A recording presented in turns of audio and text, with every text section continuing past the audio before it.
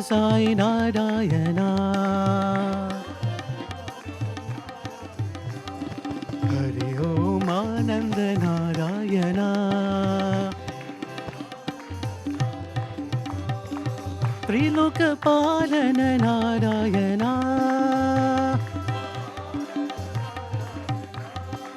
Bharati Nivasa Narayana.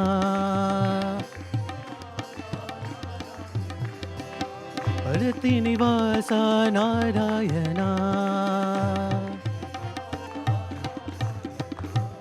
Hari Ananda Narayana.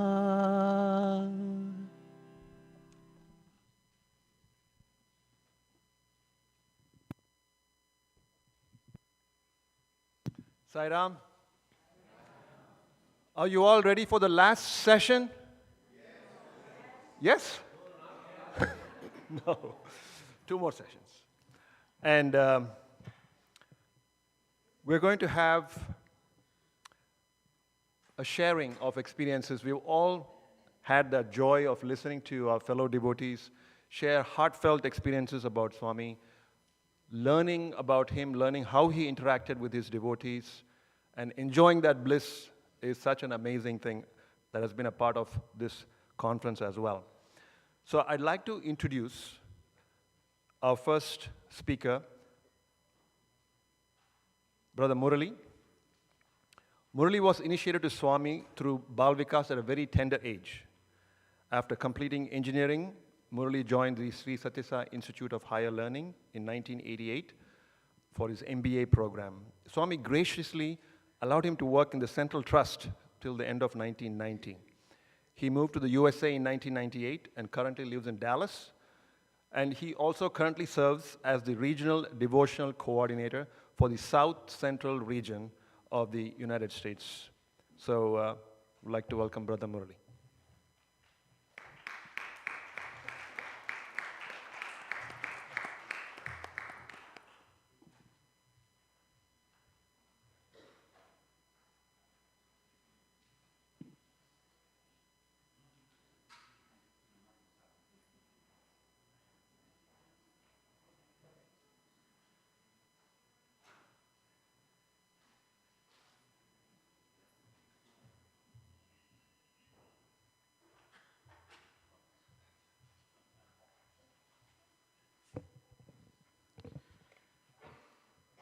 Sriram,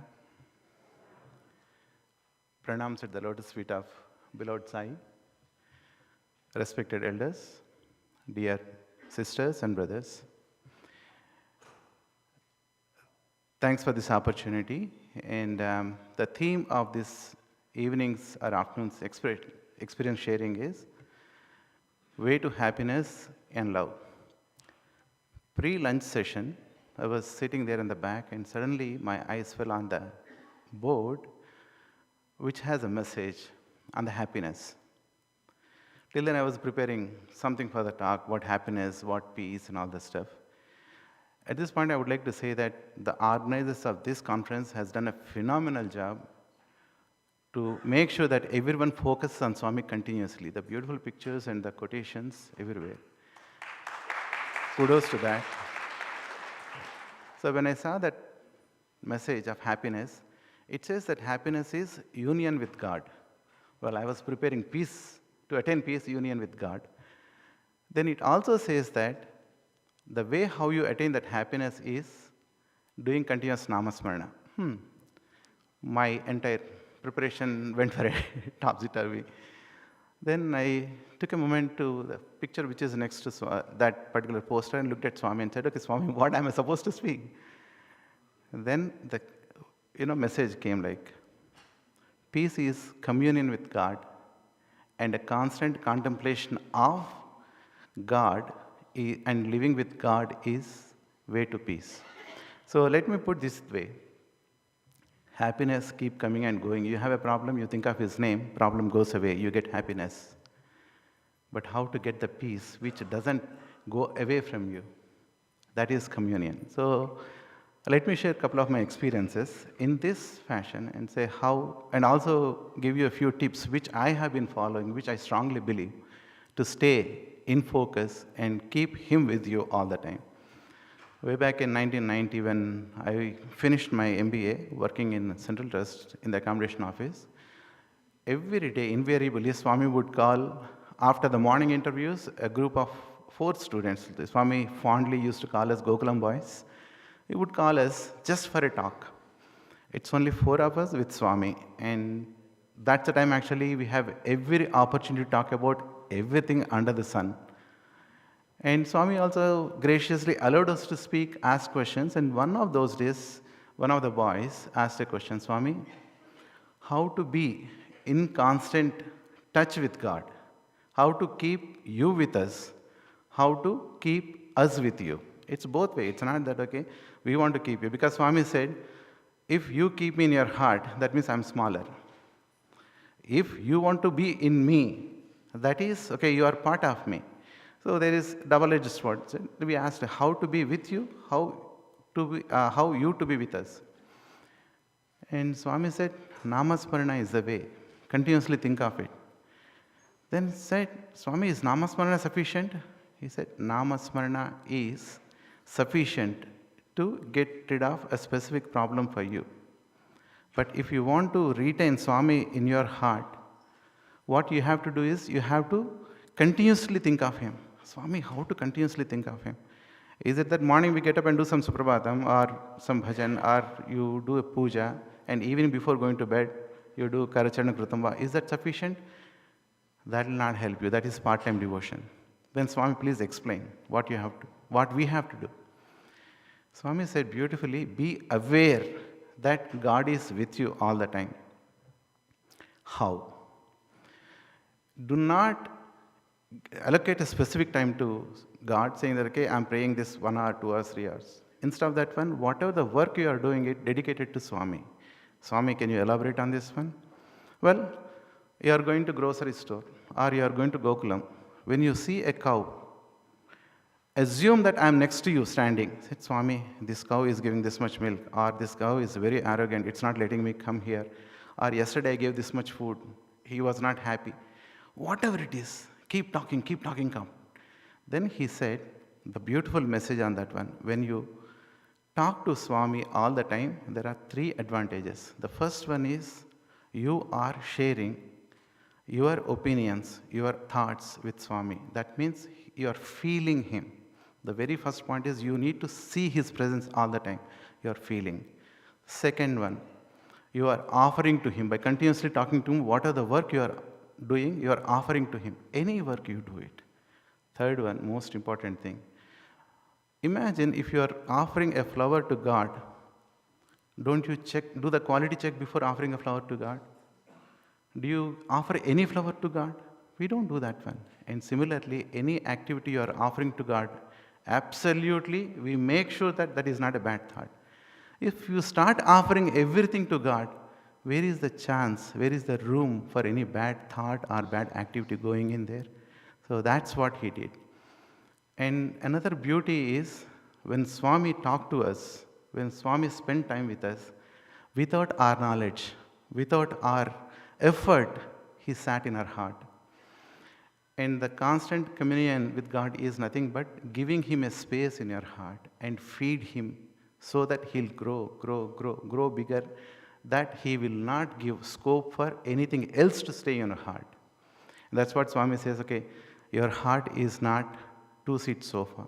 World and God cannot sit together there. Whatever you feed, that will stay there. You feed Swami. If you feed Swami, if you live in His thoughts, you don't have to do any extra prayer. Swami, I have a problem, please take care of it. The day you start praying to God, that means He is not still in your heart. Or at least you are not aware that He is completely in your heart.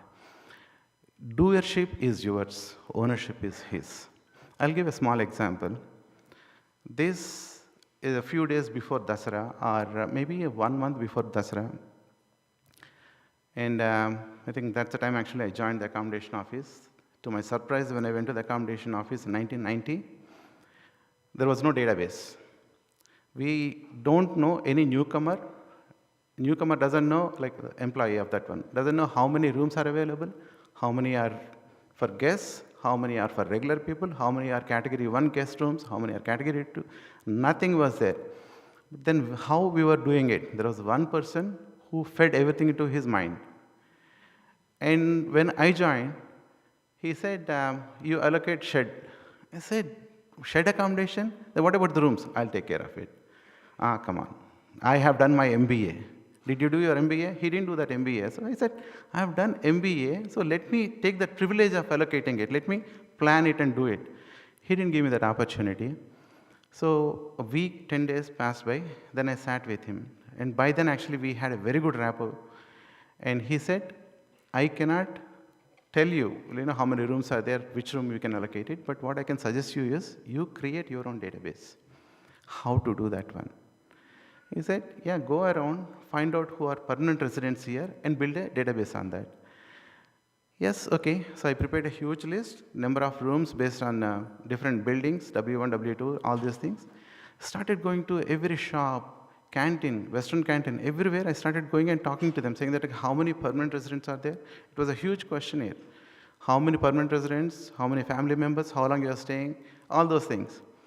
3 days later, I was thinking I was doing a very good job. So 3 days later, my boss called me and said, okay, you know what you're doing? I said, I'm still doing the way how we plan to do it.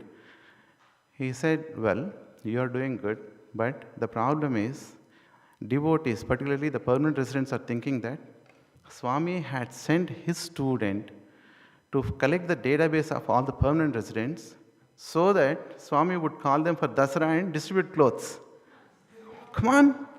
I didn't tell that to anyone. First of all, I didn't know that. I said, well, you are going because this never happened so far. No accommodation member went and interacted with anybody outside. Accommodation office means it's the top of the world. Anybody has to come and stand there, I knew it actually, I had done it. So, now what should I do? I said, you created the problem, you solve it. I looked at Swami and said, you created the problem, it's not my problem, you deal with it.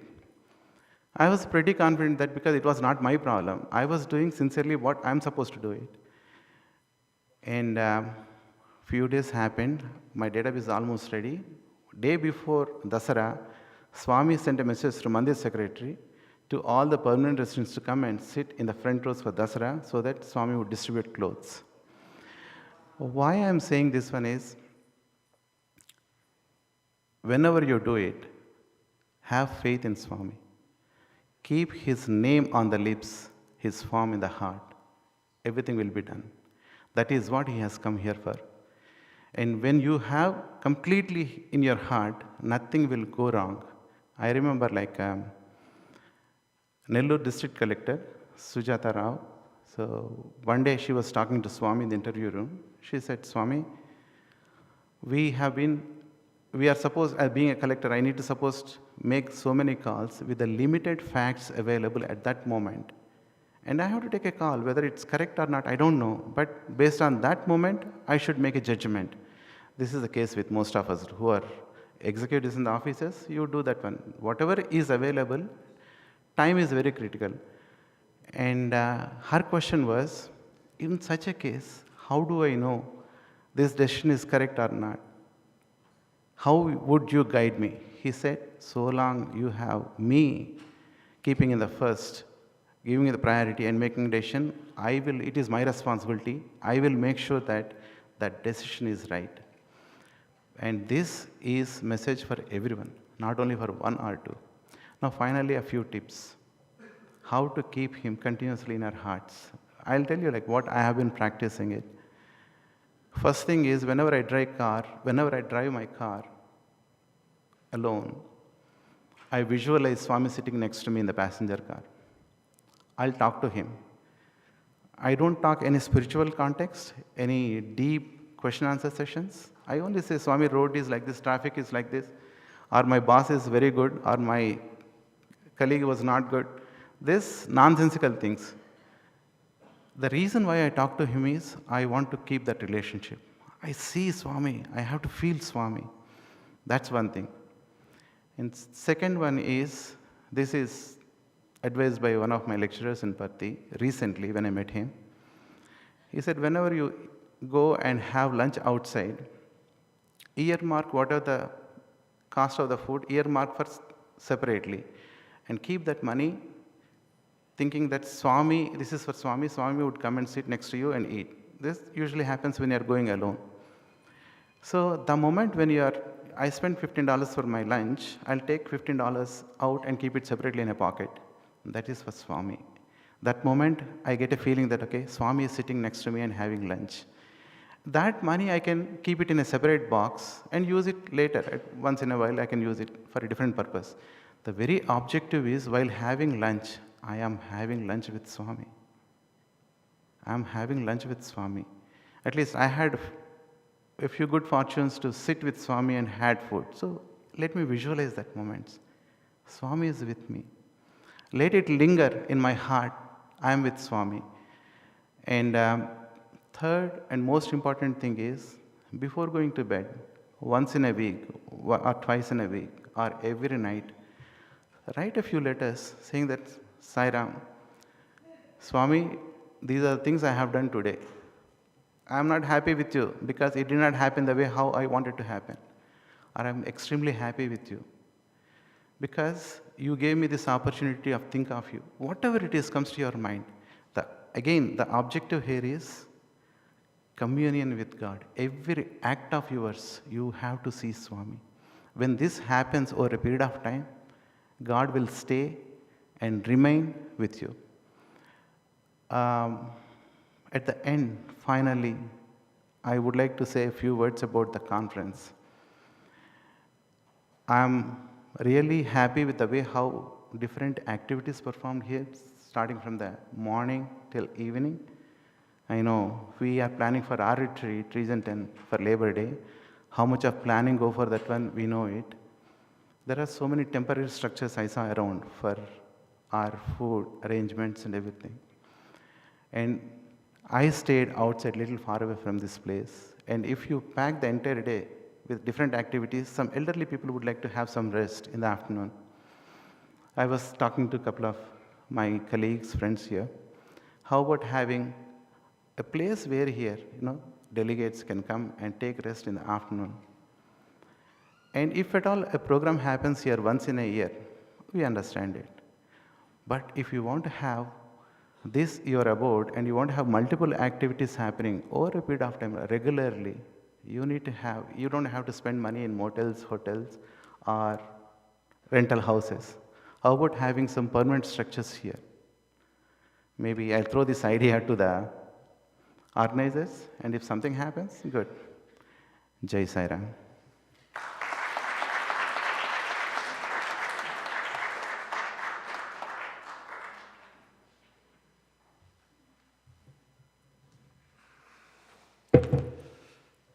Thank you, Brother Murali, for sharing some practical points about living with Sai. For me, the concept of knowing that Swami is in your back seat when you're driving your car resonates, because my father reminded me of that 100 times. Because if nobody's in the car, then you will go wherever you want. But if Swami is in the car, you will go to your destination. You can't get distracted. So that's resonated with me a lot, and you gave a couple other examples too. Thank you. Now I'd like to invite Brother Vignesh. We heard from someone who came from Swami's Institute, from the college, and now serving in the organization. Brother Vignesh, on the other hand, grew up in the organization. From SSC to young adults. Now he is the National Council President of Australia. So he was an active SSC student, NYA in Malaysia. He continues to actively serve SSIO after migrating to Sydney, Australia in 2006. He has served in various levels: Deputy and National Service Coordinator, Disaster Relief Coordinator, Community Engagement Referent, Sathya Sai College Ambassador, Deputy and Interim President of New South Wales Region East, and Youth Advisor for New South Wales Region East. Professionally, Brother Vignesh has held many senior roles in various multinational organizations, leading global strategic and transformational initiatives. He is currently the Director for North America, Asia and Pacific, and Japan at Oracle, leading the Food and Beverage Customer Success Division. Brother Vignesh.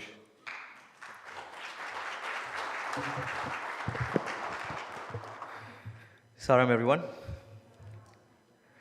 It's definitely a privilege to be here amongst spiritual aspirants. And the one thing that connects all of us is the love for Swami. And it's that same love for Swami is what enables us to experience the wonderful grace that he showers upon us in so many different shapes and forms. Now, standing here to share an experience, it's a very humbling experience. Considering everything that has been shared up to date, everything that we have heard up to date, including this morning, has just been absolutely mind-blowing. Would you all agree? So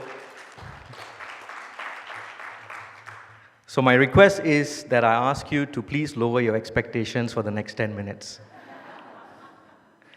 Now, an experience that I'd like to share is one that happened at the Sathya Sai College in Australia. We have a primary school, or campus as we call it, and also a secondary campus. The Sathya Sai College has been operating for more than 25 years now, with very humble beginnings, with just 9 students at a devotees' home. And over the years, with Swamis Blessings, the number of students grew, and from 9 students, the entire activity moved into a school premise, their address was 9 Nallam Street.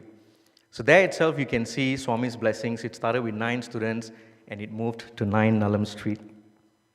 Very healthy and very positive growth. The number of students started to grow more and more. And coupled with requests from parents and also the community wanting to see that continuity of values-based education, we started a secondary school in 2016 at the adjacent suburb. Now, the Sathya Sai College sits very, very prominently in the local community. The primary school is within the main town itself, and the secondary campus is surrounded by a very serene backdrop, very similar to the one that we see here with the Rocky Mountains. And for me, that experience is akin to traveling to Puttaparthi, and that's how very nicely the landscape envelops the entire school. So in recent years, we started to organize what we call working bees. And this is an opportunity that allows members of the organization, the devotees, to come to the school grounds and to help with some service activities just within the school in itself. Now, this started off with very simple things like gardening, pulling out weeds, wiping the windows, and then eventually that even graduated from those simple things to very specialized work, such as constructing a roof. Can you believe it? Sai devotees constructing a roof, no experience whatsoever, paving parts, painting classrooms, and this is just to name a few. So throughout the working bees, members will come to the school. They will volunteer their time, and sometimes this will also give them an opportunity to also interact with the school staff, with the students, with the parents, and this really gave them an opportunity to witness Swami's manifestation of education in human values. And I must admit that not only me, a lot of them equally felt Swami's presence as well. Now, when I was the National Service Coordinator several years ago, I had the responsibility of organizing these working bees. And after we started the secondary campus in 2016, we needed more volunteers to do the work. So initially, we only needed about 10 to 15 volunteers, but eventually that requirement doubled or even more. And we had to cover a lot of work as a result of that.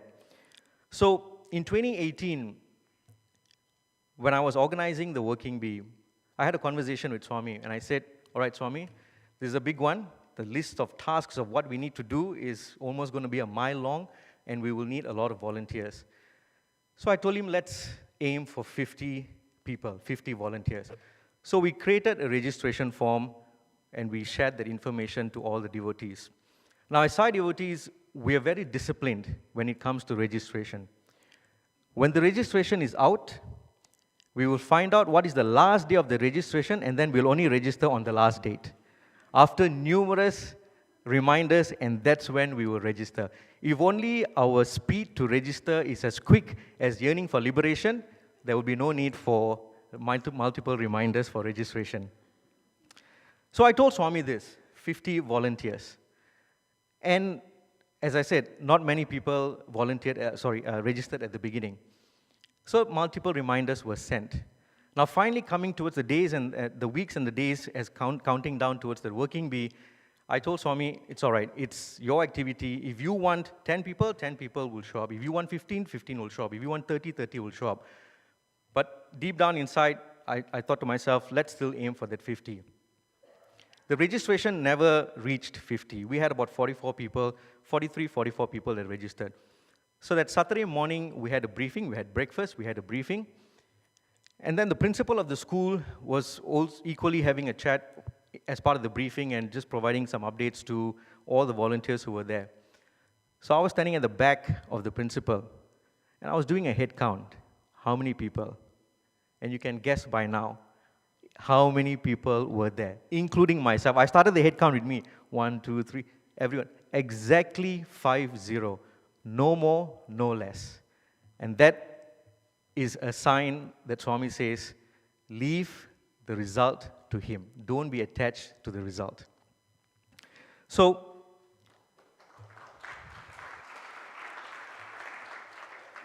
we had a very good working bee over that weekend, over 2 days.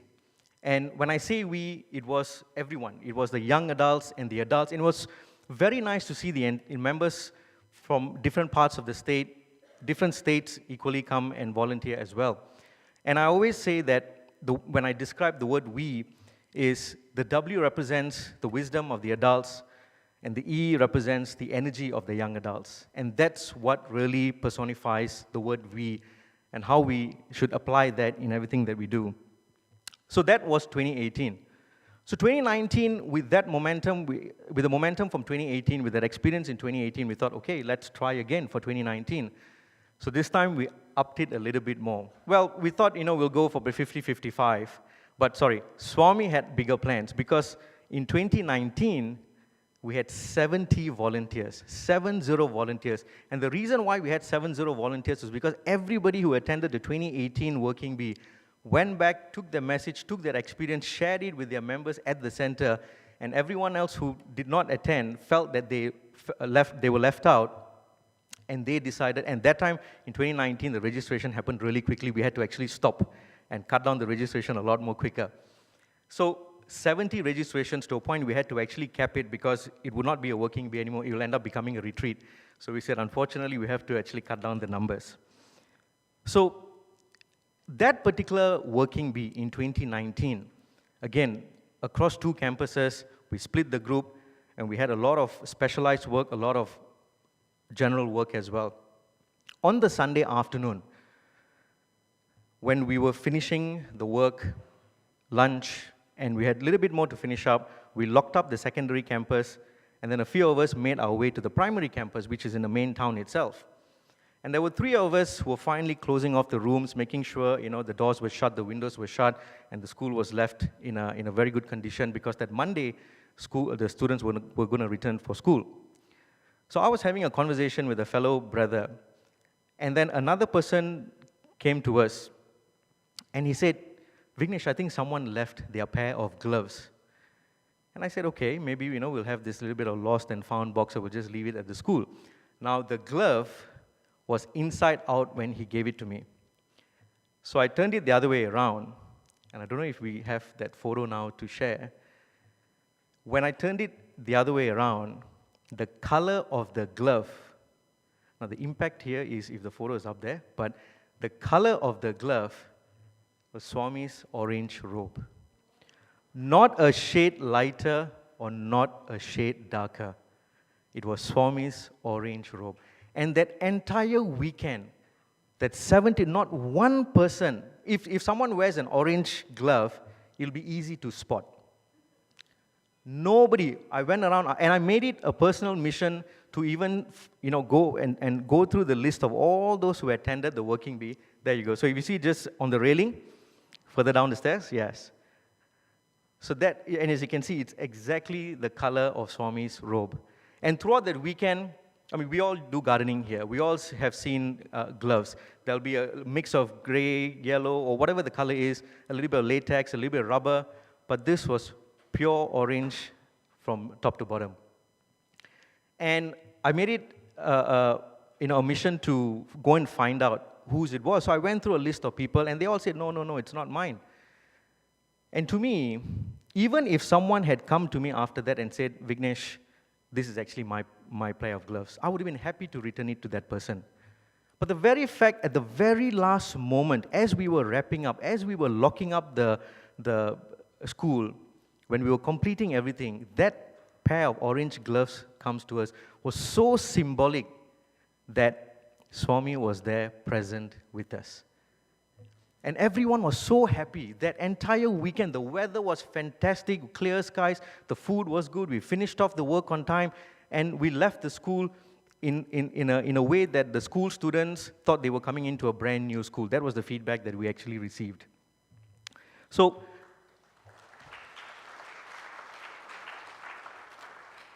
to me, what was really profound in that experience is that when we often converse with Swami and communicate with Swami, our mind naturally gravitates towards a certain type or certain kind of response that we want to receive. Either, and the most common one, a flower drops from the altar, nothing. Or there is vibhuti on the photo, or there is a dream that we receive, which we do. There's plenty of these examples. But Swami also responds in so many different ways. He's omnipresent, he's omnipotent, he's omniscient, all-knowing, all-present, all-living. And we shouldn't compartmentalize our expectations of how Swami responds or replies. Because we may be expecting one thing, but here Swami is just replying right next to us. And if we compartmentalize this, we might tell ourselves that, oh, he's not listening to us, and we get so disappointed. But he's actually there, giving us a response. So it's things like this that tells us and reminds us that Swami is there, responding to us. This morning, there was in the panel session, the term Yoga Shema was used. And in simple terms, it is God looking after everything when you do God's work. And remember, it's everything. It's not some things, it is not a few things. It is everything. And that is very true. And I've personally had many experiences, and I can vouch for that. I've never had any plans to move to Australia. As brother said, I come from Malaysia. I've never had any plans to move to Australia.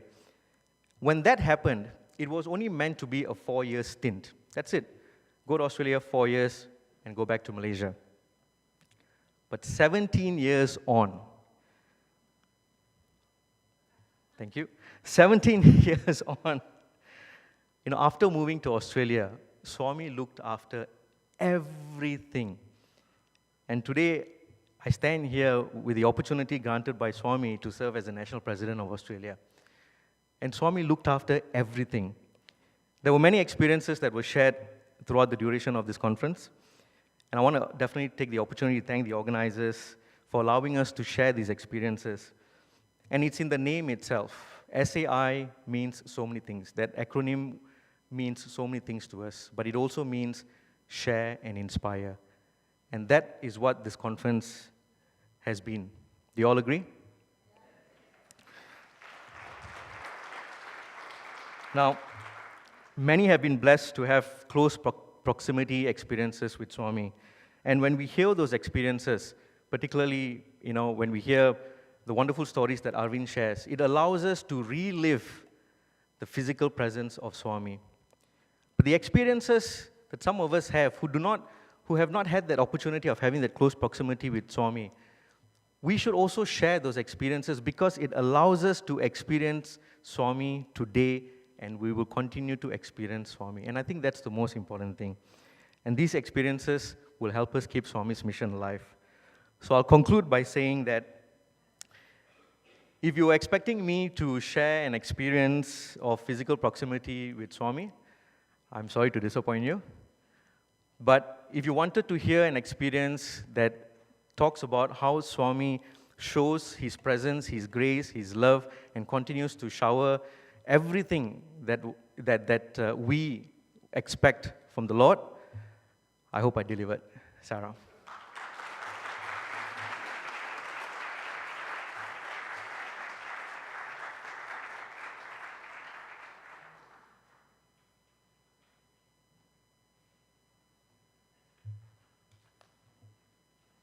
Saram, Brother Vignesh, thank you for your sharing and reminding us that Swami is not confined to the physical form.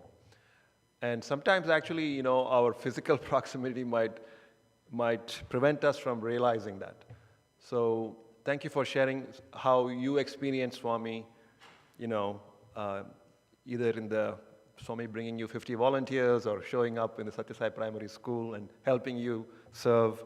So thank you for reminding us. In fact, Swami is here in every one of us right now here. Even though no flower is dropping, he's right here.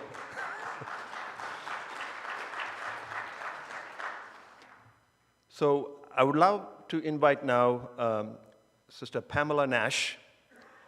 Pamela was born and educated in the United Kingdom, but lived and worked in Luxembourg and Belgium in the international organization for 20 years.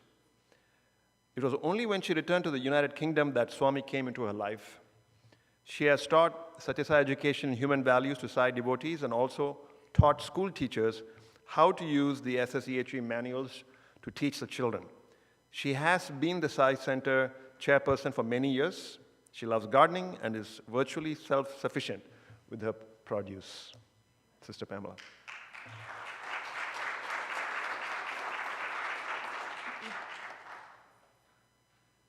I offer my salutations at the lotus feet of our ever-present Lord, Bhagavan Sri Sathya Sai Baba. Brothers and sisters, respected elders, Jai Sriram. And I've been asked to share a few experiences of Swami in my life, and it's my pleasure and honor to do so. But I'm going to start very early on. In fact, when I was only about 10 years old, at school, and this must have been about the year 1960, and our teacher said to us between classes, I have 5 minutes. I'd like to speak to you about something that's very important to me. Oh, so he said, we're heading towards the millennium. This will be the 2000th birthday of Jesus Christ on this earth. And he said, it's quite possible that there will be a divine incarnation at that time. Well, I was very surprised to hear this, but he had my complete attention. I thought it was wonderful news and thought it was very possible. He said that he would not be here to see it, but that we would. So his predictions have come true. And I really can't imagine a teacher in the UK at this present time saying anything along those lines. So life continued. I continued to go to church for a short while. I found that the church's refusal to talk about incarnation or reincarnation was very disappointing. So in the end, only when I was 14, I stopped going to church. It was a great disappointment to me, but so be it. I worked in Luxembourg and Belgium. I was away for 20 years, and I was very happy there, but times change. And while I was there, I did visit a spiritual community in the north of Scotland, the Findhorn Foundation, and I really loved it there, and I vowed that later in my life I would spend more time there. To the young adults and to ensure that we listen to them, to find out what's important for them so that we can work in partnership. The next group talked about how we can basically consolidate our efforts and working together to take advantage of everything around the world. So they talked about the importance of being open to new ideas, being willing to share information and to develop some information that can be shared. The last one group was they talked about training of our office bearers, which I noticed they thought it was important. We do have a training program that they thought it could be added to, and it should also be applied before people become office bearers. So a lot of our members have the opportunity for this training. It's all about getting an idea of the vision of the Sai Centre so that everyone's aware of what the mission of the organisation is. The other thing they pointed out is we all need to know clearly what our responsibility is as an office bearer in the role so that we're clear about our job. And they talked about mentoring. I'm pleased to say that quite a few of the members who were in the group signed up to be part of this Sai 100 task force, which makes it much easier for us. And there were quite a few young adults who were wanting to be part of this, and that's one of the key factors for us in this particular task force. Thank you, Harish. Sam, Sister Jenny, thank you. We'll keep going. We have 8 more workshops to get summaries for, so please do keep your comments to about 5 minutes. We'll go with healthcare services and preventive healthcare. Brother Dinesh Lal.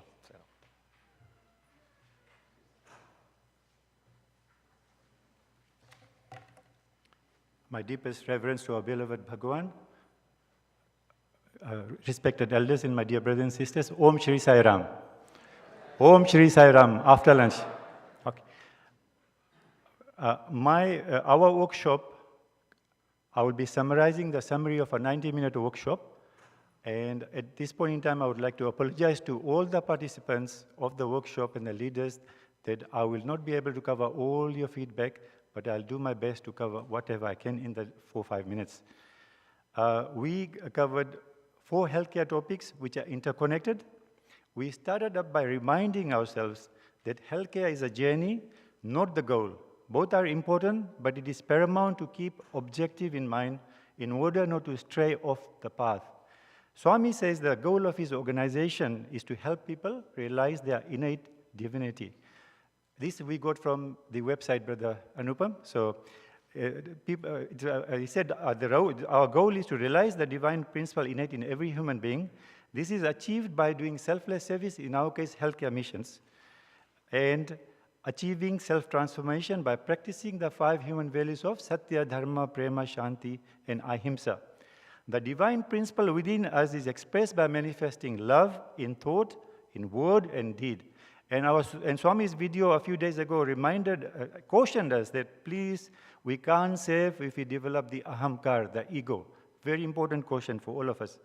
Healthcare in Sai Medicare should be free of cost, comprehensive, address the disease of body, mind, and spirit, and available to all with love and compassion.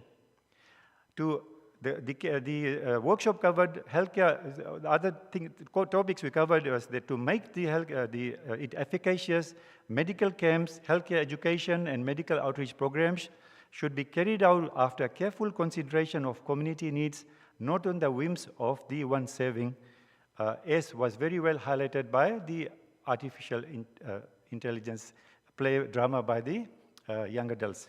So, like minds think the same. The great minds think the same.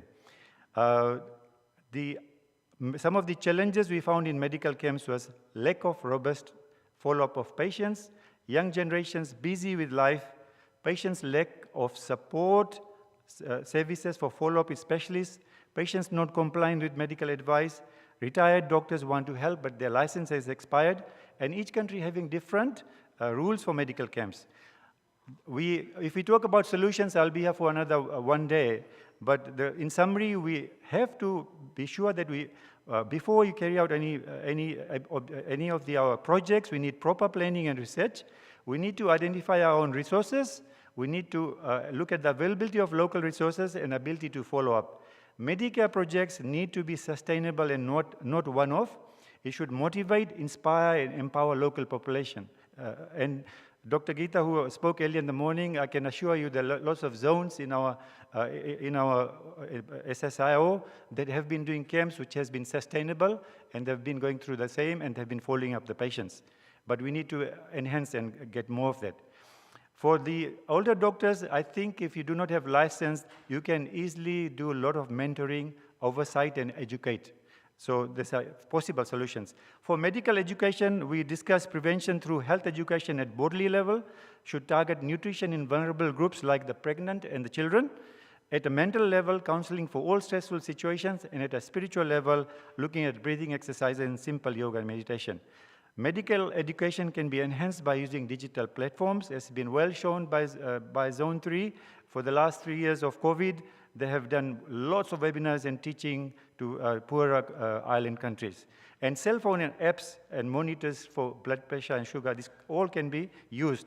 For many countries lack resources, and lots of Medicare activities can be carried through community support program or community outreach program. But it's important to do research and identify the needs of the community.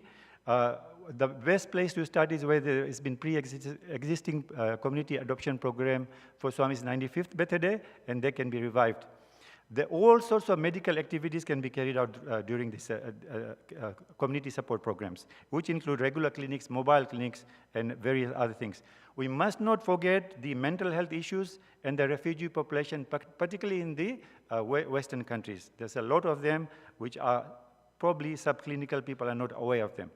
The last topic was SSEHV in healthcare. You have a powerhouse of a doctor who is really has embodiment of this in USA. This should be incorporated in all aspects of medical services like camps, medical education, and community outreach. It will reduce burnout for healthcare workers through self-reflection and transformation. It is important to have this constant integrated awareness of the oneness of universal consciousness, and which is love, being the example of love, which touches every heart. I'll finish off by telling you this saying of Swami. It's written in the super specialty hospital as he go. He says, Paropkaram idam shariram. He says, I've given you this human body so that you can save the needy. But he said, not even that. I've given you this human body so that you can destroy it in the service of humanity. This is what Swami is saying. This is the extent that we have to look up at what Swami is saying to us. I finish here, brother, but just Dr. Reddy wanted to let everyone know that we're having international medical camps in Nigeria between 9th to 11th in June, and in Benin, which is West Africa again, 12th to 14th of June. We also would like any health professional who has not registered, who wants to be invited or take part in any of the SSIO medical activities, please contact your national medical coordinator or your directors, medical directors, and they'll give you the forms to register. And there's a powerhouse of information which my predecessors have done for SSIO Healthcare Mission. If you go to the SSIO website, you'll be able to access everything, including Swami's discourses on healthcare missions, including all the medical camp guidelines, which a lot of hardworking doctors have worked through. Jai Sriram.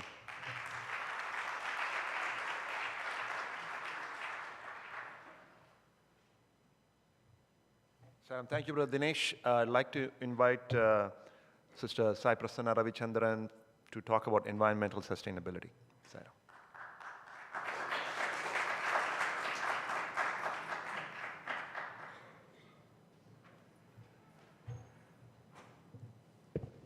Sriram, my humble pranams to the lotus feet of our dearest Bhagavan. So I was part of the environmental sustainability workshop with Brother Ashok Chakrani, Sister Tina Shrikart, and Brother Vasuki Dakshinamurthy. So our environmental sustainability workshop was around bringing awareness on some of the important issues that we may know or we may not know. So we were trying to emphasize on two issues: nuclear disarmament and species extinction. Sister Tina really showed us how we could take action and how Swami has spoken about nuclear disarmament in his own words. And following that, we had Brother Vasuki talk about the Sai 100 tree planting. I know some other task forces are being formed, but in the USA, we have the Trees Task Force. There's a National Trees Task Force that developed a trees toolkit that we all can use to advance the Sai 100 tree planting initiative. So Brother Vasuki was talking about how we can easily plant 1 million trees or more than that by taking specific actions. One is where you can have a tree giveaway event where we all just congregate for events and everyone can be given a tree and you plant it at home. Or you participate in events where the different organizations around us are organizing tree planting events. So if we just go to every planting event that's available every week during the planting season, getting all our friends and family together, that's a great way to really plant all the trees. So it's also a community outreach type of effort where we can bring our friends and families and really talk about what we are doing in our organization and plant the trees, which is one of our offerings for Swami on his Sai 100th birthday. And after that, Brother Ashok was saying what is the importance of doing this service work. We are going to be really transformed spiritually by showing our care for the environment and steward the environment. And so there were so many salient sayings from Swami that he was telling us, and it reminds us of how we have to really take care of our environment, and that's going to really get us close to Swami. And following that, we had a guided meditation where all of us were blissfully taken into the spiritual realm by Sister Tina. And we were discussing about our own experience with our neighbors, and that was a fun experience. And after that, we also tried to get input from all of the participants to see how well they are going to respond. What are the two things that really resonated with them in terms of things that bothered them, and they were hearing about these issues, about the environment. And we heard many things in that. If we can, I don't know if the slideshow is going on there, but the things that we came across there was animal suffering really came up on the top, climate change was there, tree planting, definitely the cutting down of forests was one of the things, and extinction of species resonated with people a lot. So when we asked people what's the action they're going to take, tree planting definitely came on the top. So we all have to commit to that. And reduce, reuse, and recycle, those were some of the things that came up, and not to waste energy. So all this was in alignment with the Sealing on Desires program that Swami had given us. So we all had taken the commitment to take the action back home and start implementing all of that. So those were the essential things from our workshop. So the Sai 100 tree planting, this is a great time for us all to commit. There is no age limit to participate in the Sai 100 initiative of tree planting, because whether you're an SSC student or an older person in the organization, we all have a role to play, because we can find out the councils or places where we can plant the trees. We can go and actively dig and plant the trees. There's so much work to be done. So let us all commit to plant as many trees as we can in whichever opportunity you can. Brother Ashok had given us a takeaway here. If you want to offer a rose at Swami's feet, then go plant a tree or go plant many trees. Swami has said that he separated himself from himself to love himself, and this environment is definitely Swami. So we need to love him, and this is a way to do it, and offer that 1 million trees to Swami, at least in the USA. I guess throughout the world it's going to be even more, right? So let us all commit to do that. Thank you. Sriram.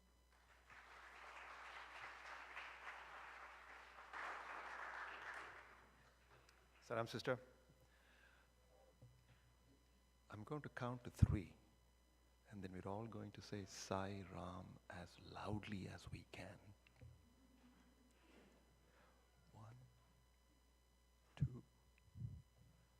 3. Sai Ram! Okay. Now we are back here. Now I'd like to invite Brother Anupam Ganguly to talk about communications and media.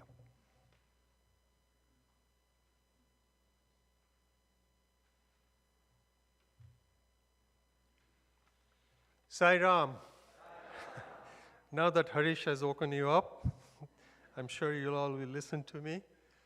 So with humble pranams at the Divine Lotus feet, let me continue. The communications and media workshop was a huge success. We had lots of people. The moderators were Brother Billy Fong, Arvind Balasubramania, Pravin Wag, and myself. We had lots of brilliant ideas, but let me go back to the basics first. Why communication? Brother Billy showed a nice slide showing that Swami's communication is heart to heart. He does not need a medium. He talks to you directly only if you listen inside. For the rest of us, we need some sort of medium. And then for that, he split it up into two sectors, internal and external. Communication to the internal is where we serve our members or devotees. External is where we serve the world. But these two need to merge. In other words, our membership needs to grow slowly so we encompass the world. Why? Because, as Brother Leonardo has said before, Swami said, share my message with all corners of the world. Go out everywhere. In the video you saw this morning, Swami himself said, information leads to transformation.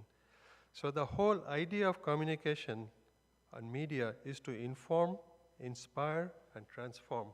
If we keep that in mind, then we get energized. Why? Because this process goes from the ground up, from the grassroots up. We are just the channel. So somebody has to create the content, somebody has to process the content, and then we have to share the content. So for doing all this, we need volunteers.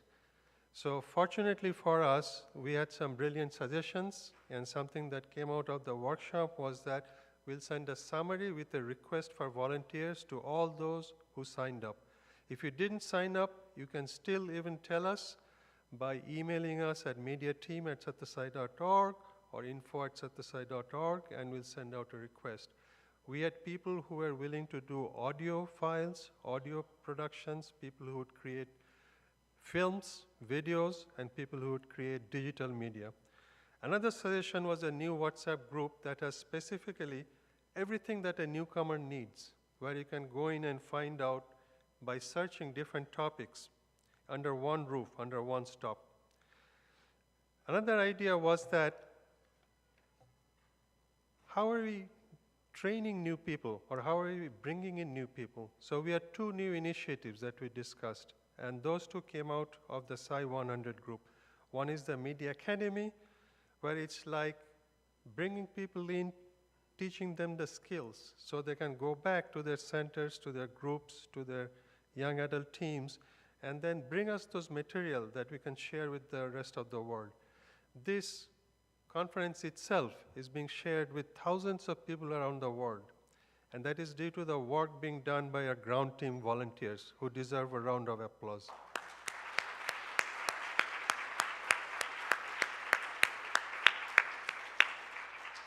Every meeting, every gathering, every public workshop, etc., deserves attention like that. So it's our duty here, those who have received Swami's love, his grace, to share his message, his works, etc., with the rest of the world. For that, you really do need dedication. You need some love inside you which grows, and you say, I got to do this. I cannot sit around without doing this. That needs to be matched with technology. Yes, you want to do this, but do you know what's a WhatsApp group? Do you know what's a chat group? I don't know what's a chat group myself, but we can learn, and we can do those things. We need young adults, we need seniors, we need those who have expertise. Many professionals are in this area that do this. Another suggestion that came up was, do you know the demographics of the Sai Center? We knew that to some extent, but we're going to renew that again. What was suggested was we do a survey, find out how many young adults are there in every country, in every center, every group, and how many seniors are there, what kind of activities they do, and then tailor the message so that they receive it. Some people like WhatsApp, some people like Telegram, some people like videos, some people like to see it in text, some like websites. Well, we have our satyasai.org that you have heard about before. But I was shocked to find out that some people even here have not visited that. So we request everybody share the message, spread it around. You can subscribe to our channels. You can go up there and subscribe, and it'll be delivered to you. It'll be tailored to your need. So for this work, we need to continue. We need more volunteers. We need more technical expertise and ground level expertise. Jai Sriram.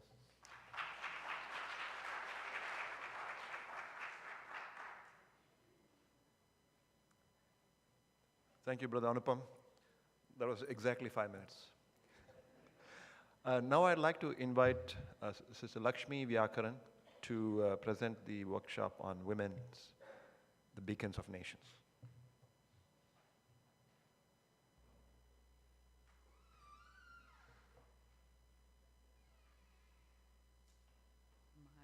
Prayerful salutations at the divine reverential lotus feet of our beloved omnipresent Lord, Bhagavan Sri Sathya Sai Baba. Respected elders, dear brothers and sisters, loving Sriram to each and every one of you.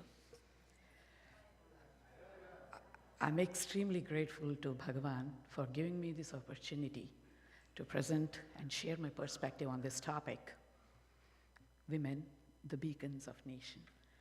The first beneficiary of this workshop is myself. Preparing for this workshop actually helped me understand and envision how could I be the beacon of nation. Swami said, women have a lot of divine powers. They are embodiments of human values. They have a high spiritual content. As women uphold them, the nations can become exemplar. So this workshop was geared towards recalibrating the qualities of women, manifesting the powers of women, and fulfilling the roles of women in the organization and in the families. Small group discussions enabled women to reflect and share their experiences as they were able to draw and manifest the inner strengths that propel them to enjoy good outcomes in their environments.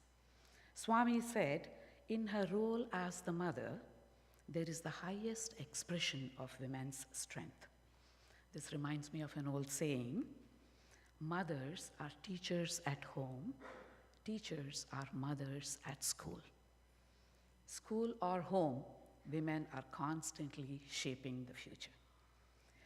As their inside powers are identified, recalibrated, and expanded through the use of self-inquiry and awareness, the vision of the divine shines a light into the world, transforming their lives, families, societies, and humanity at large. I also want to take this opportunity to thank all those that supported and helped with this workshop. Jai Sriram.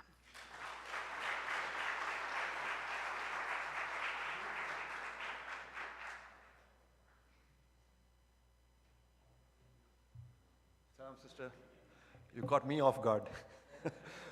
That was less than 2 minutes. Thank you. Now, I'd like to invite Ms. Doris Hampton to talk about EHV, Sathya Sai schools and institutes.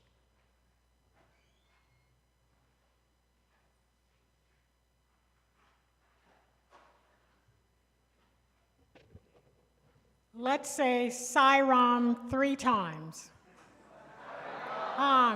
Sriram. Sriram. Okay. In our workshop, we opened with a short SSEHV video of SSEHV programs in Sathya Sai schools, partnership schools, and communities around the world. We then briefly, it seems that I've had a number of people ask, well, just what does the education, the SSSIO Education Committee do? So we briefly shared that with the group that the International Education Committee supports and promotes Sathya Sai education worldwide with 28 institutes of Sathya Sai education, 39 Sathya Sai schools, SSEHV, and also SSE. We shared the information that the Education Committee produced a global compendium which highlights and provides data on many of the programs around the world. The EC's newly released Essence of World Peace, Sathya Sai Education and Human Values ebook for teachers and community programs around the world. The Education Committee also recently started a new newsletter that can be shared with the public at large. And we've done 2 issues so far. Then Sister Kalika reviewed the 5 teaching techniques of Sathya Sai Education in Human Values, and along with the constant integrated awareness of the program, how we can take and integrate the values in every single moment of our lives. Previously, Brother George had chanted a poem that Swami had chanted, and in that poem, Swami talked about our true 6 relatives. Truth is mother, wisdom is father, righteousness is brother, compassion is friend, peace is wife, forbearance is son.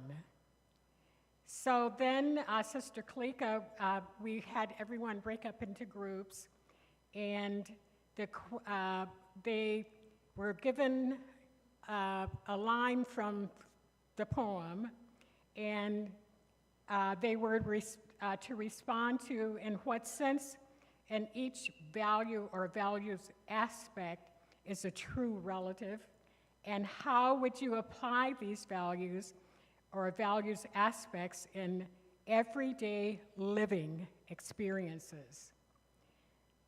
The activity was very fun, but also very thought-provoking in that most of the participants experienced just how easily these human values flow from us, and also the values aspects and the ease of which Sathya Sai Education and Human Values can be taken to the community.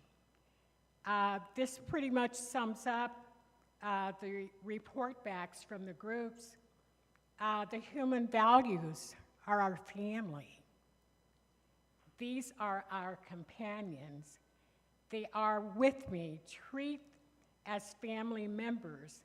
Be in the satsang company of these values. They are always with you or with us.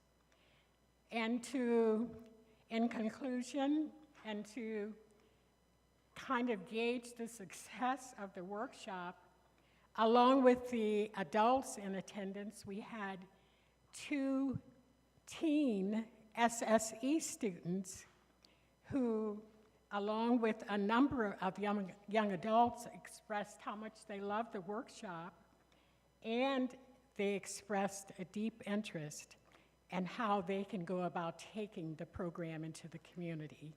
Sriram.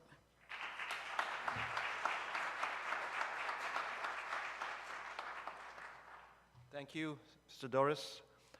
Now I'd like to invite Brother Siva Paturi to summarize sharing Swami's message, public meetings, and community support.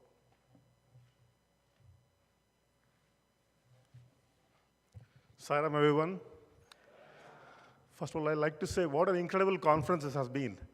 Really, I can't believe that it's almost getting done, and I feel it's so soon. I think it's ending so soon. I want to share an interesting experience I had just earlier in the day.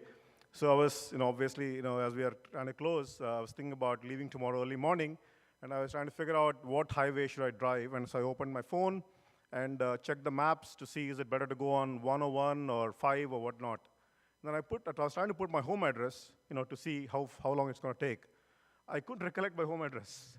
I think I forgot. It took me almost a minute or so to really figure out, I was just trying to try combinations. Honestly, I want to thank all the organizers for making us forget our homes and work and so on, and fill our 3 days or 4 days with so much bliss and spirit of love and service. The core objective, our workshop was, we had 3 presenters at the workshop, Brother Leonardo, Brother Samasirao, and myself. The core objective of the workshop was to understand how to spread Swami's message of love and service to 8 billion people in the world. In fact, this is beloved Swami's divine command, which is go to every corner of the world and share my message. Interestingly, this message, of course, I didn't connect this until we had this workshop. Interesting. This has been this was the last sort of last words of personal in the personal context of Swami with me. So when I was leaving India to go to grad school in '96, I went to Swami, took Pad Namaskar, and so I told Swami, I'm going to US to study. Then Swami said, Manchidi, very good. And he said in Telugu, Vellu and అక్కడికి వెళ్ళి ఇంటి ఇల్లు ఇల్లు వీధి వీధి నా పేరు మార్మోగాలి. So means in English he says, you go there and spread my message, at every corner of the world. So I was able to connect this only today or only yesterday. So it's wonderful in that sense. Spreading Swami's message of love, selflessness, selfless service, and all his work is really indeed a privilege for all of us. In fact, I think Brother Suresh in his presentation this morning was talking about, we are maybe 1 in a billion or, a few in a billion that we know Swami, and we had this privilege of sharing his message. So we talked about in our workshop how we can do this. So public meetings is one way, and second way is interfaith meetings, such as the ones we had on Thursday, inviting community leaders to talk about, their faiths and, their learnings and so on. Community engagement, such as service activities and other devotional activities. And then walk for values. I think our discussion went primarily around public meetings and also community engagement through service. The goal of holding a public meeting is to have a public meeting, very simple, in every major city of every country. That was the goal. And these can be held for one person. I think Brother Leonardo talked about a meeting where he was, there were only 2 people attending the meeting. 2 people, 20, 2,000, and so on. Regardless of size, we should hold this, and that's a way for us to reach out to public and spread this message. Each country should take its own structure to form this an organizing team that can create these meetings. The zonal coordinator, public outreach coordinator, should support the organizing of his countries in its zone. In fact, in our discussion, we had one brother talked about the fact that there were very few devotees in Denmark, and it's very difficult for them to organize. I think the response that was shared was, no one should first feel alone. I think there's a whole org, all of us are here to support. So please plan, and then we'll all be there supporting you. Another insight or sort of a tip that was shared was to look for people to hold these meetings, look for people recognized by the society who are Sai devotees, if possible. If not, respectable individuals, in the society who can share Swami's teachings. This will help us attract more and more participants. Of course, I think our hall was full, and most of them came for, Brother Leonardo's, wonderful satsang. He shared great his experiences with traveling across the country, across various countries. Several miracles that happened because of the intent to hold these meetings. In the most engaging and I would say, I must say, it was a laugh riot sometimes. Everybody was laughing, quite a bit. We then moved to discussing how SIO members are spreading Swami's message of love through selfless service. Brother Samse Rao and myself, we had shared stories, in Africa, US, and other parts of the world on how this is resulting personal transformation and also transformation of society. One of the techniques that we talked about and how we can engage in community support or community adoption was to start with an anchor activity, such as maybe a tutoring program or a food distribution program, and go deep, and then understand the needs of society and go deep and deep to understand what we can do. And that's the only way to actually have this end-to-end experience to the communities. I think overall, I must say, we walked away from the workshop with the inspiration to take this Swami's divine command we talked about as our personal call to action. Jai Sai Ram.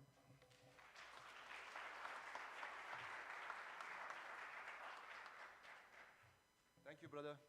Thank you, Brother Shiva. Now I'd like to invite Jan DeSanti to talk about SSE, what we practice, we become.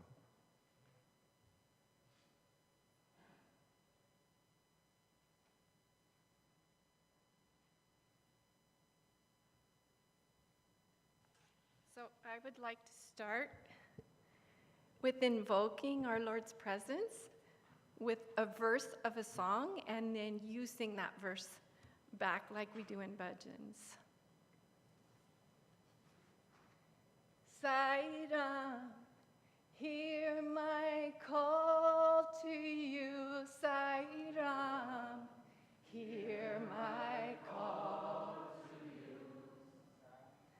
Sriram, hear my call to you. Sriram, hear my call.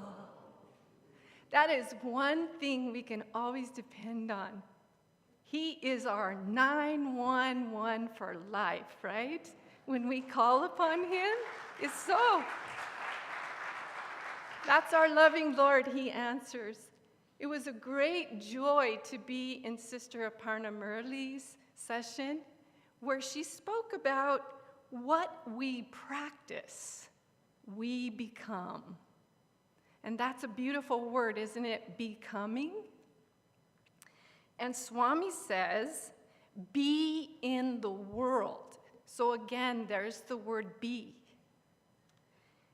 And there are 6 qualities he tells us that we can experience while we're becoming in the world. Faith, determination, courage, intelligence, energy, and valor. Reflect on those innate values. And then we talked about analyzing our defeat. When we analyze our defeat, we can grow. We can become more of who we are called to be and expand. And he also says, never doubt yourself. For when you doubt yourself, who are you doubting? Swami. So never doubt yourself, because he is who we are. And he also says that self-confidence is the foundation of the mansion of our life. So have that self-confidence. It keeps us strong. Then we went into talking about the goal of spiritual education is to become bliss. And bliss is oneness with God, and he lives in our house, in the altar of our hearts. And each day, the actions we take, we are building our house. And Swami is giving us the keys on a daily basis. He gives us the keys to our home, our house. It's up to us. It's up to us to practice opening those doors and using those keys of love, truth, right action, nonviolence, peace. And then we talked about practicing our ABCs. Of course, in SSE, we practice our ABCs. And so we got into groups and we talked about always be. And then we filled in the blank. And many of our participants talked about always being kind. And then one of them mentioned, always be inclusive. And always be courageous, like lioness. And then we talked about how to be courageous by practicing sadhana of singing, I am God, I am God. I am no different from God, right? I am Satchit Ananda Swarupa. And Swami says, always be happy. Make others happy. And God will be happy. Right? And then we talked about Swami and his faith to us, and how he is always offering himself to us. We just have to open our hearts to him. And we culminated this beautiful session with having a sister sing a verse of a very beautiful song to us. O loving Lord of all the worlds, let me be your devotee, always be his devotee with pure love. Jai Sriram.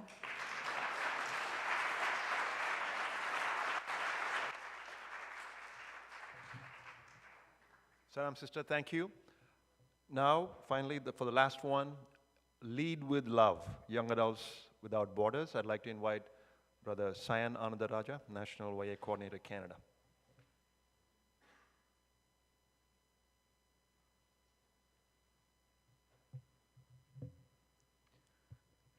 My humble pranams at the lotus feet of our dear Lord, Bhagavan Sri Sathya Sai Baba. Sriram, everyone. So the YA workshop was a very, we'll call it intimate session that we had with just the YAs, and it was a workshop designed by YAs for YAs. So there were 4 case studies that we really explored. The 4 case studies being centered around self being the self, others within the organization, and community, the community at large. So of the 4 study circles, I'm just going to go over the primary, let's say, commonalities that were discussed and some action items moving forward. So the first one was, it was a rather large one too, was the SSC Group 4 engagement to the YA program. So a few of the YAs had expressed, in their local centers that after Group 4 is completed, with a lot of the SSC students, they just drop off. And we kind of explored, a mentorship program that we wanted to kind of include. One of the brothers had brought up that a mentorship program that doesn't start just at the last year of Group 4. It starts, when these SSC students are in grade 10, so 2 years before they graduate. That way we can slowly onboard them into the YA program and help them feel a little more comfortable transitioning into young adulthood. The next thing that we explored was the breakdown demographics of the YAs. With the ever-changing landscape of the world that we live in, understanding kind of the needs of the YAs at the present day. When we were talking with Reddy Uncle and the SSIO leaders, we had brought up 2 separate categories of YAs. There's the young adults and the young adults. So that is something that's currently being discussed, but truly understanding the challenges and the successes that these YAs face is something that will help blossom the YA program moving forward. The third point that I wanted to discuss was open communication and dialogue between young adults and adults. Oftentimes, especially post-pandemic, for the YAs coming back to the center, it can be challenging. There's a variety of challenges that we, as YAs, have faced, not only YAs, but adults as well. But mental health being one of them. Just a disconnection from, let's say, people-to-people interaction in the center. So how can we kind of encourage YAs and help them talk through their issues to help them come back to the center? Not only that, but open dialogue, communicating openly. These are the challenges that we face. Sometimes it can get a little intimidating to communicate that with adults, but having a mediated session with a young adult coordinator at the center, that is something that we'd like to action moving forward. And the last point, two more points. The fourth one is the knowledge sharing between countries. Oftentimes, and I'll use Zone 1 as an example, sometimes we might feel it's an only Zone 1 challenge, but just by talking to others, we would be surprised how many others also face the same challenges.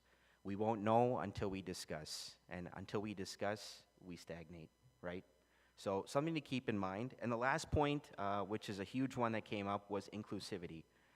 Again, with the ever-changing landscape of the organization and the young adult movement, inclusivity of young adults within the centers, within the regions, within the organization is something we really need to focus on moving forward if we want to continue to capture and keep the young adults within the organization. Being inclusive, being welcoming to everybody is something that we're doing, but we must continue to strive to do. With that, I will leave you with that. Jai Sriram.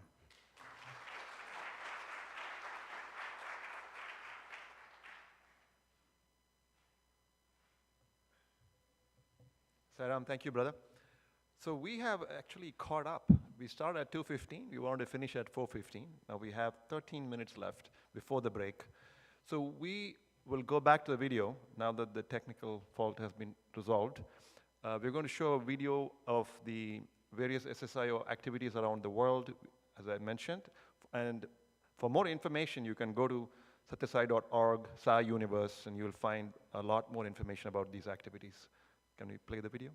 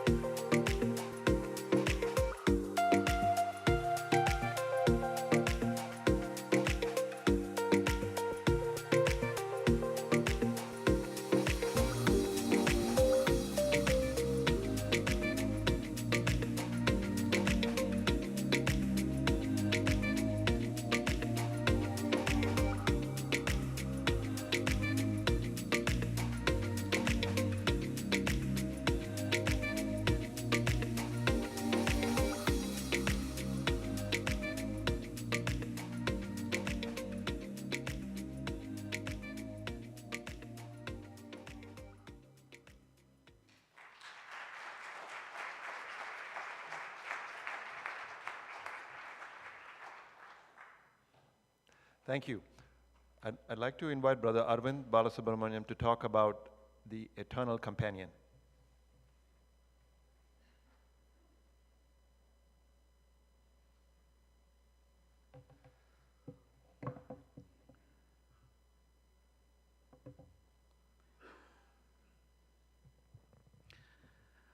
Om Shri Sairam. I offer my most humble pranams at Bhagwan's lotus feet. Dear Swami, respected elders, dear brothers and sisters, all my life I always talk about the eternal companion, because what is there in life other than to talk about the eternal companion? You know, I remember when I had joined higher secondary school, Swami in a discourse said, internet, people speak about internet, useless it is. Don't go to internet, surf the inner net. That is what Swami had said. But that very same Swami, during his birthday in 2001, pressed a button to initiate Radio Sai Global Harmony.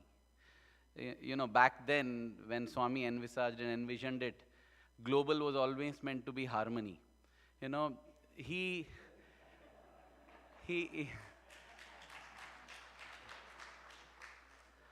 now the name has changed, the game has changed, but Radio Sai Global Harmony was a way to spread love in the digital dimension, and Swami inaugurated it. And I used to wonder, how is it that somebody who said internet is bad is now doing this? I realized that internet is bad when it does not lead us to Swami, but when the internet is leading us to surf the inner net, then it is as good as the internet. And that is the reason I felt that Swami himself made a visit to the studio, explained some things. You know, that interview is on YouTube. It's amazing. Swami, said, what are you doing about books? This is 2001. And immediately the people of the Books Trust came and said, Swami, books, amazing. We have these many books, people can order, people can buy from America. We have this many centers. Swami said, no, all this is no. Books means how it should be. People feel, I want to know about Swami. They will press one button and they will get the book. Okay? And people, they said, Swami is telling something. They thought like that. But today, I get so overwhelmed because that is the state we have reached actually. What Swami said is 22 years back has come true today, because today it is possible that with just a button, we click and, this is the physical version of one such book, The Eternal Companion. And it's beautiful inside, but this is just a physical version, physical copy, Starting from the images, look at this. Sanjeevan, zoom into this here. Look at this photograph. It's so beautiful. I mean, then each photograph, if you see, I feel we can just meditate this image. Breathtakingly beautiful. So divine. It is a audio visual, it's a visual treat, and it's a treat for the heart. And what I feel so magnificent, right? Let me give you a small sample. For instance, if I ask the question, what is the best way to offer gratitude to Swami? What is Aradhana? Tomorrow we will be celebrating the Aradhana festival. What is Aradhana? We may not get the answer immediately. What is the best way to overcome all karma and achieve divine bliss? We may not know the answer. Here's another question. Why did Swami walk down an isolated slope in Kodaikanal hills in the late evening and stand closing his eyes for 2 minutes? You want to know the answer, right? I won't tell you, because if you want to know these answers, go to the latest edition of the Eternal Companion, available for free download. The April edition. This is there. This is a hard copy. It's there. Many times we wonder, young adults, we are missing the young adults. Young adults are not coming. Go and visit the Eternal Companion. You will see what young adults are doing. Every month, a brief summary of the young adult activities come there. And yeah, it is heartening. It's so beautiful, and it's available at a click of a mouse. I would request Brother Nilesh to just show the website where it is, so that later we can tell, oh, is it there? I didn't know how to go there. We will show you. Yeah, this is the home page. And in the this is the home page. And in the home page, right on top, you go there, that is the Eternal Companion. And if we scroll down, we have all the past issues of the Eternal Companion. And the best thing is, For instance, let's go to the first issue, Nilesh. If you see it is available in English, Spanish, so you cannot even say that you have a language barrier. See the number of languages there. All languages. I'm feeling a little bit like a flight attendant, thanks. So yes, this is so beautiful, and the best thing is why I'm sharing this is not to promote Eternal Companion only. Eternal Companion is nothing but an experiences of every one of us put together, It's all of us. It has experiences of the devotees, for the devotees, by the devotees. This is a spiritual democracy. So not just would I like to encourage you to read it, I would encourage you to please contribute. Please be generous. Share your treasures, because the spiritual treasures you have will not diminish by sharing. It will only increase more and more. Share it. Do send in your articles. Do send in your photographs. Do send in anything that you have related to Swami which inspires, and we will try our best to get it into the Eternal Companion so that the whole world can read it. This is a Bhakti Yagna, Jnana Yagna, Karma Yagna that happens. And, I remember Brother Yirka from Europe, when he read the first 2 issues of Eternal Companion, he was so thrilled that he sent this sweet little recording to us. I would like to just share it with all of you.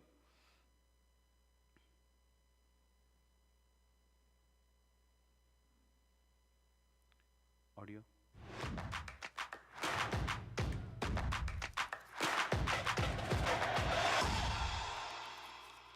When I was a little boy, there was this magazine for children that I really liked. So every month, when it was supposed to come out, I would come by a newsstand and ask the lady, is it out? Is it out yet?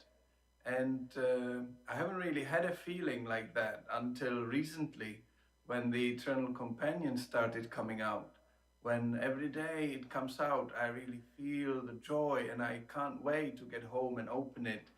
And I would go through everything from the beginning to the end to see what's in there, and then always there's something for me, and I'm sure for anyone, the way it's combined and made, there's something that anyone can find and relate to at that particular moment, and take in and strengthen the bond with our Eternal Companion.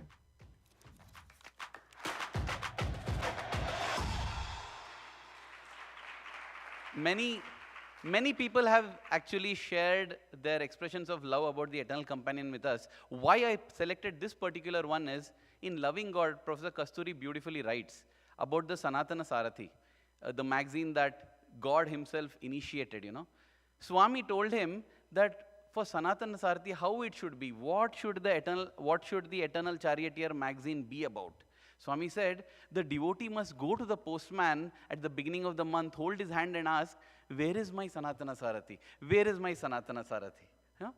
That was back then, because postman used to deliver. And now when Brother Yirka said, I wait every month, where is the next thing coming? I felt so beautiful, and I felt that in a way, Swami was showing that this magazine, Sanatana Sarathi or Sanatana Sathi, Sathi is a friend, Eternal Companion, it has reached that level because here is somebody eagerly waiting when it will come. So, as I said, dear brothers and sisters, kindly go through, there are already more than 10 issues, also contribute. Apart from that, if we go back to the home page, Nilesh, there is, let me go to the YouTube then. Okay, the home page is here. The satyasai.org website homepage, on the right, what you see is dynamic content. After the Eternal Companion, the next section is called Divine, on top only, it's called Divine Memories. The Divine Memories section is actually experiences of multiple devotees. You go to that section, you will see there, it's constantly updated. We can scroll through all devotee experience, the Sai Bhagavatam, which is constantly updated. You should make a weekly, if not daily, pilgrimage to this page and read these devotees' experiences.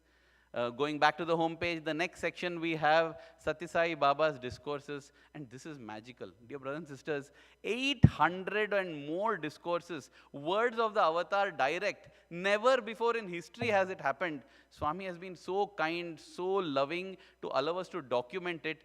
It is up to us to daily visit. Let us read even one discourse a day. For 2.5 years we will have new discourses to read. And we can start back from one discourse a day. I remember a point in time when Many, many manuscripts Swami had written personally. 4,000 sheets were found in Yajur Mandir, and unfortunately they have not been archived, they were taken away. And I was wondering, Swami, these are your writings that should reach the world. This is your legacy. Your legacy is getting destroyed, Swami. Please, what to do? These pages should reach every devotee. That night, Swami comes in my dream and says, you want to preserve my legacy? I'll show you how. And he was sitting amidst reams and reams of paper. And I felt, wow, Swami is going to show how to preserve his written work. And Swami picks up a paper. He just powders it like that, puts it in his mouth, chews it, swallows it, and says, this is the only way you will protect my legacy. And that's when I realized, dear brothers and sisters, it doesn't matter whether we have handwritten pages of Swami collected or not. Our archive must be that all of us have chewed and digested everything that Swami has given us, and we should be living legacies of his love.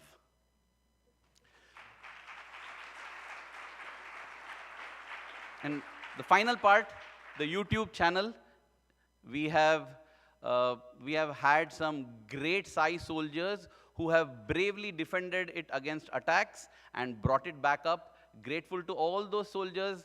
Thankfully, none of them had to lay down their lives, but they are gallant warriors who have brought it back. In fact, this whole conference is being streamed. And for the last couple of months, on a weekly basis, 1 or 2 videos are being constantly uploaded here. And when I tell many of the people, they say, oh, we didn't know. So that you know, here is how you can get to know. As Nilesh moves his mouse to a button called subscribe, click on that. Still, you won't get to know. Further, click on the drop down there and click all. All means you're telling YouTube, whenever anything is put here, come and tell me on my mobile phone, and you will see how obedient YouTube is in letting you know that there's a new video here, go watch it. Let's all partake Swami's prema, ananda, and let's be grateful for this avatar who has made it so easy for us to reach him if we want to. Thank you. Jai Sai Ram.